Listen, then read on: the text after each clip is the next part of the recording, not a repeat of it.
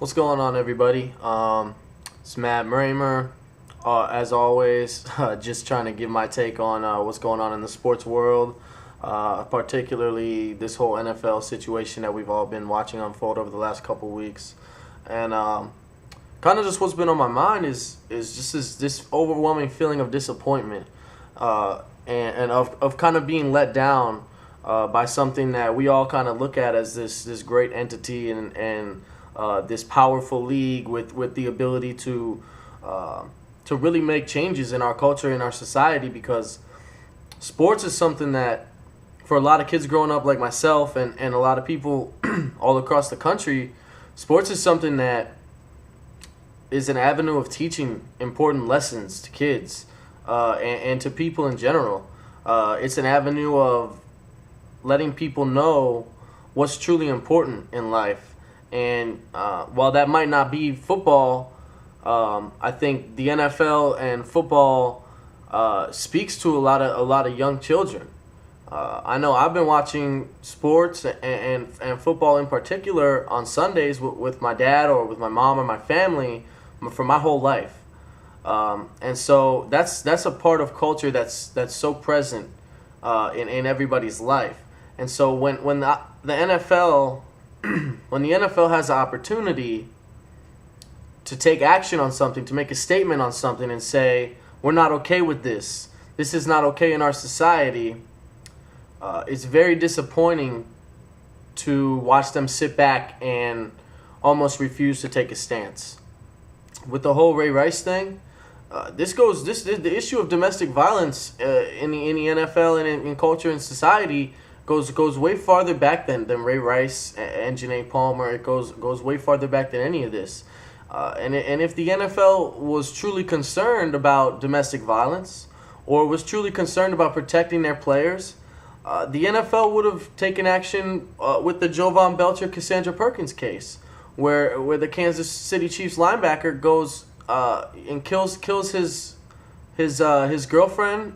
And then goes to the facility and later kills himself. And the issue here is we're so focused on criminalizing Ray Rice. We're so focused on criminalizing Adrian Peterson for this child abuse scandal. What we need to really realize is there's an issue here. There's a mental health issue. There's a culture issue. And these guys, I don't want to say that they don't know any better, but even Adrian Peterson throughout this whole scandal has said, this was the way that I was raised, and this is the way that I'm going to raise my children. And I think we need to kind of get away from that whole stigma of this is how it was done to me, so this is how I need to do it. And you should definitely, anybody's going to look at their parents and they're going to take things from their parents that they've learned throughout their life, and your parents do have a big role in shaping who you become and how you parent down the line. But if you were a kid and you got beat, you got hit with switches, with whips, whatever it is that Adrian Peterson is saying that his parents did to him, look at how violent the man has ended up. Look at the issues that he's ended up with in his life. Why would he want to pass those on to his children as well? So it's a bigger issue than just let's punish these guys. Let's make sure that these guys don't play on Sunday. Because the NFL, and we all know this, and everybody hears this and sees this and knows that the NFL is a business. And that's very true. And just like any other business, it's mostly driven by the bottom line.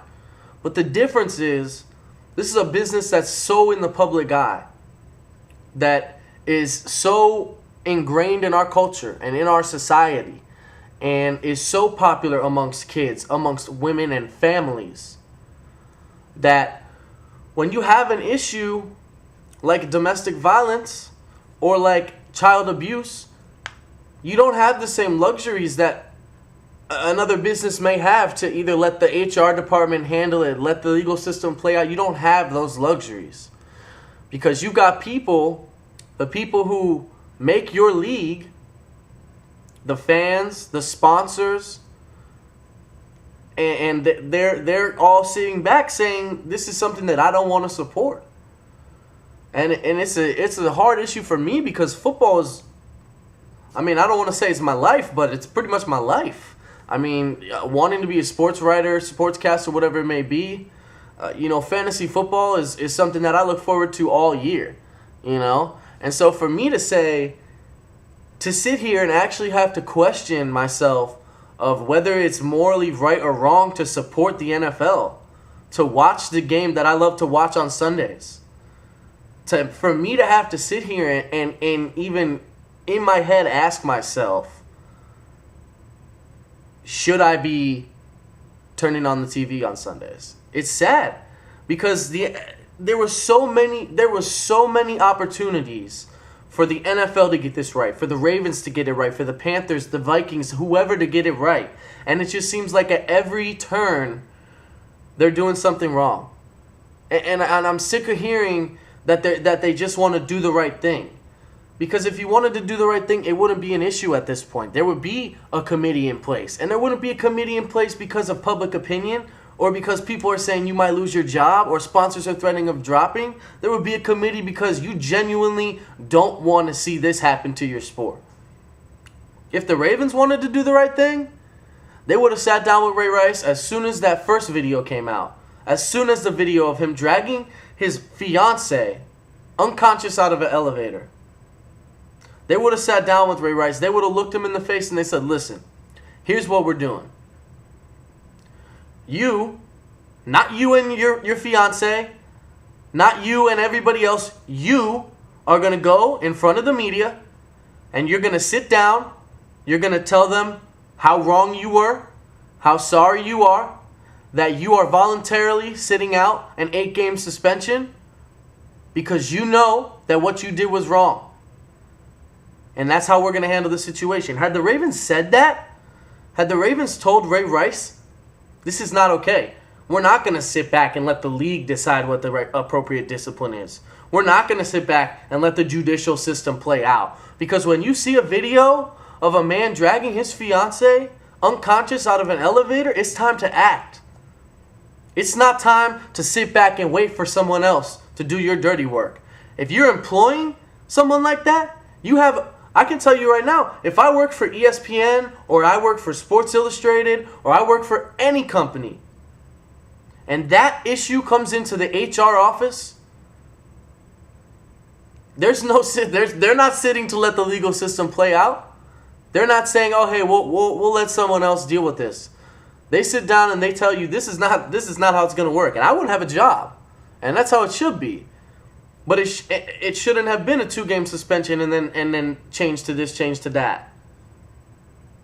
You know what I mean? If the Vikings really cared, the Vikings would have immediately deactivated Adrian Peterson and never chose to bring him back or reactivate him.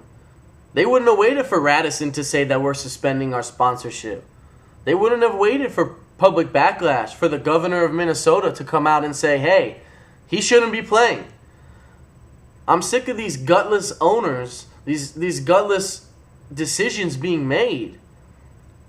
And then when the public perception of public opinion is negative, which anybody with half a brain could tell you that it would be, you flip around in the name of doing the right thing.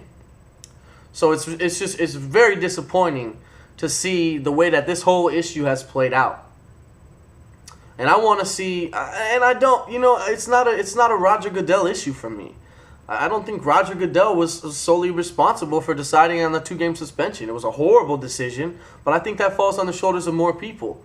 I don't think that Roger Goodell needs to lose his job.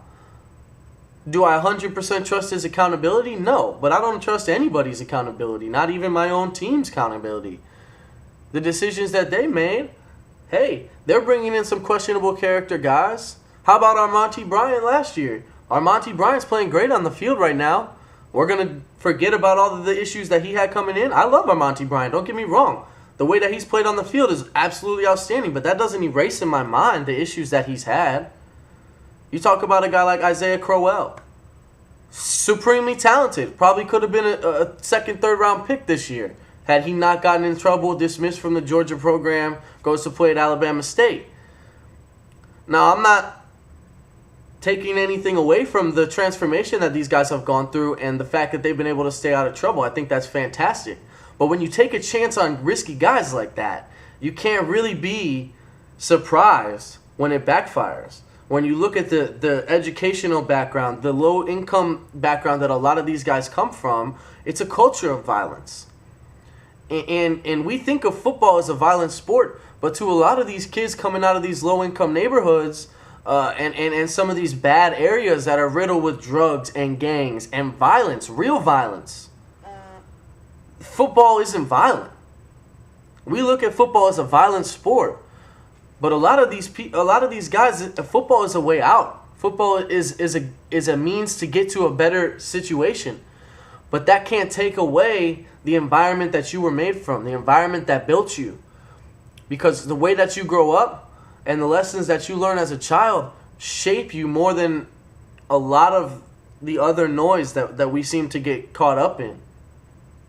So I think it's a bigger issue. I think it's a mental health issue, and I think the NFL has always struggled to deal with anything relating to mental health. It's a difficult and a very touchy subject, and especially in a hyper-masculine environment like the NFL, you don't want to be looked at as weak. And I think a lot of people perceive mental struggles as weak. And it's not weakness. And a lot of times it's because of a lot of people other than yourself that you're in that situation. So I think the NFL needs to, in addition to the women's committee that they put together and whatever policies they're going to put in place, I think they need to get together with the NFLPA and really sit down and find a way to work with these guys. Find a way to somehow teach these basic lessons that you cannot hit a woman. I don't know why that needs to be said. I don't know why there has to be a lesson on that. Because to me, that's, again, it goes back to the way that I was brought up. My father, my mother, my stepdad, everybody. I was always told, no matter what, you never lay your hands on a woman. Ever. And I'll tell you what, nobody has the ability to get under your skin more than your mom, your wife, your ex, your sister, your whatever. They're the ones who have that ability to make you so angry that you start making poor and irrational decisions. But you got to be able to control yourself. And you need to understand. And I think that's something that happens up here. That's a mental thing. And I don't understand how some of these guys think, even in the moment, one-time mistake, whatever they say that it was, how that's okay. I would never lay my hands on any woman. Not a random woman, but especially not a woman that I supposedly love. That's the mother of my children. That is my fiance. I'm set to marry in a month. I mean, really? We need to say these things? It's very disappointing, and it's hard to accept that a lot of these guys might struggle with these things. They might really not understand. But I think the NFL needs to do a little bit better job of communicating with its players, understanding with some of the issues that are going on. That it's not. It is a criminal offense, but it's not just a criminal issue. Okay, it's a psychological issue, and it's an issue that goes back to the way that a lot of these guys were brought up, the morals that they were taught, and I think that it takes guts for the NFL to come out and say, we want to help these guys. And it takes guts for the people who are struggling with things to do it. But if you look at a guy like Brandon Marshall, who struggled with mental health, he has come out and he has been a loud advocate of these things. He has been, and he was one of the guys who was charged with this in the past. And some of that stuff is coming to the surface. But if you look at the transformation that he's gone through, how much he's matured, and what a good person he's become in the community, in the locker room. It's amazing what can happen when you put these guys in the right hands and you take care of these issues instead of vilifying and punishing these issues. Because a lot of Ray Rice's mental situation is not getting any better with what's been going on. So I think it's time for the NFL to take a step back. It's time to make this league about the players. and making sure that they're safe and healthy, not just physically, but also mentally. Peace.